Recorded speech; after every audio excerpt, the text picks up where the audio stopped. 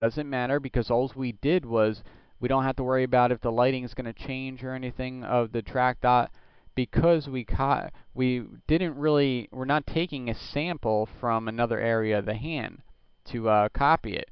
All we did was did a dust and scratch basically over our dot, and it basically just cleaned up the dot.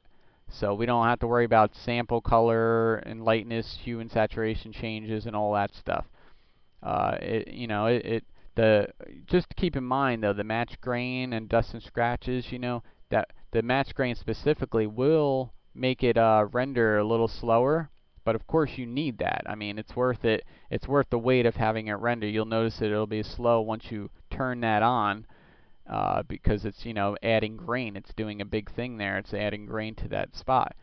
So just keep that in mind. It's definitely worth waiting for because it's, you know, it adds that grain back in there and it makes it look natural. So just be patient and wait for that when you're rendering.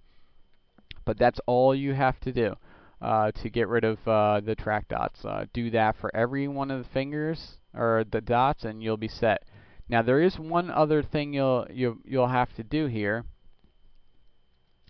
If, like in this situation, I did something here to make things a little bit, you know, for 3D, because my hand rotates down like this and everything like that, I just, instead of going through stabalize and exporting one at a time all my track dots or all my data, all I did was make the dots in side max. Once I had my object in place over my hand, each dot has the tracking data, right? There's a little tracker here, tracker points from stabalize, right? So all I did was use a circle. I just went to shapes, grabbed a circle, and pulled a circle just a little bit bigger than the dots over each one, right? Just basically just made one. I just started off with just one little circle, and I set it, you know, editable poly, gave it a shell, just and turned my shell all the way down to 0, just to, you know,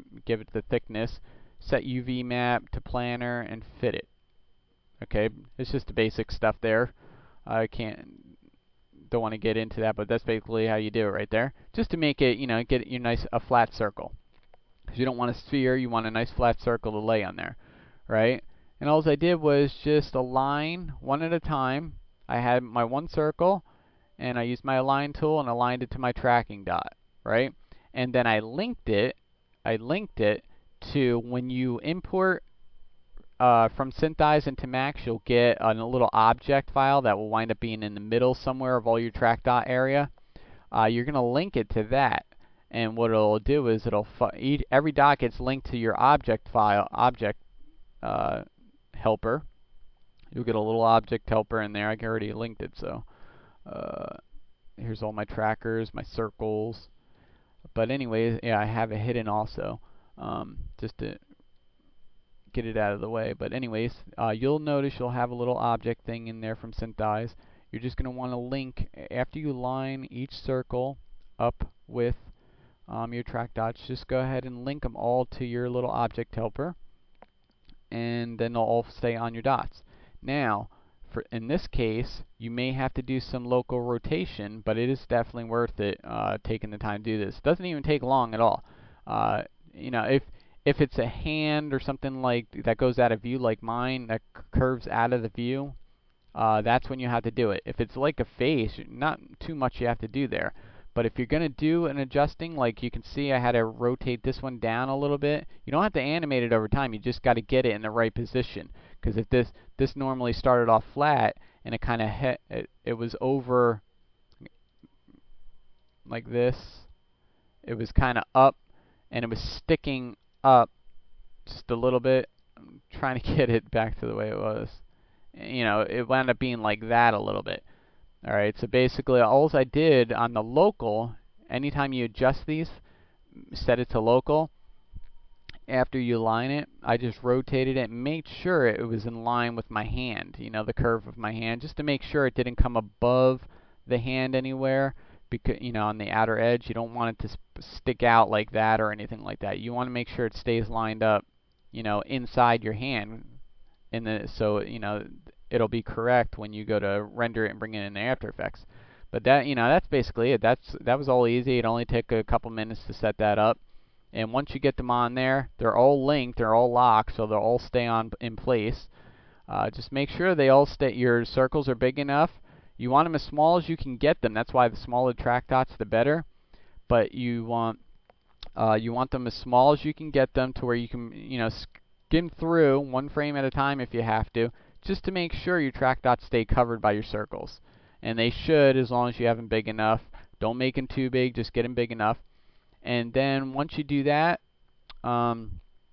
you make sure when you go to render it, you just basically render it all the same settings as your video footage. You should all know that by now if you're at this point. But make sure all your settings are correct for aspect ratio, pixel aspect. That's a whole nother tutorial if you don't know how to do that, but you should know how to do that if you're at this point with 3D tracking and all that. Just turn off your background and make sure you're rendering against a black background. This way you'll get this in the end. Let me show you. You'll get the little dots here. I have these turned on. I'm going to show you what that's about. Okay, so you get this, and you'll import it. They'll stay locked on your hand now. That's how you get the track dots in there. As you can see, it's pretty much exactly the same thing. The only difference is these are not masked, so you can't feather them. So this is what I'm getting at to show you how to do that when you don't have a mask to work with. You have to just add a simple choker to it, and it kind of expands it a little bit, and then you feather it back in with a channel blur. On the alpha, use the alpha blurriness and set it back. On this one, simple choker was set to -20, alpha blurriness was to 10, and that seems to bring it perfect to where on this particular clip. These settings could change. Try to keep them even, but these settings could change depending on the size of the footage and the size of the track dots. But that's what you do. You add a simple choker to it, and you do one at a time. And this is without it, basically, if you were going to do it. Let me try to get to a point where you can see the track dots a little bit.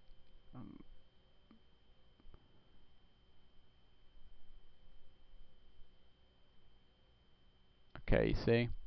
You can see the outer edge of the track dot there. So you add the simple choker, and basically it expands it. Expands each dot out like that. Okay, then you come in with the channel blur, and then it softens the edges up. So let me go ahead and do a copy. I'll take a snapshot of that, and now I'll turn both those off, so it's just a circle now, and you'll see the difference. See how it cleans it up? You see the edges, and then with the simple choker and channel blur, it cleans it up and softens it up, just like if you were going to feather a mask. So that's all you have to do that. So go ahead and do that. But yeah, that's, I got rid of all those dots the same exact way. I just used the dust and scratches, match green, and you turn it on, boom, and it gets rid of all the dots. Really simple. You don't have to do like one at a time or anything like that. It's very simple. And then just, like I said, simple choker and channel blur on that, and it'll soften that up. And, it works really good. So it seems, it's very quick to do, and it works, like as you can see, they're covered up really good. But try to keep these even. Your simple choker and channel blur, like mine's -20 and a 10. Try to keep them at even numbers, and you should have no problems there.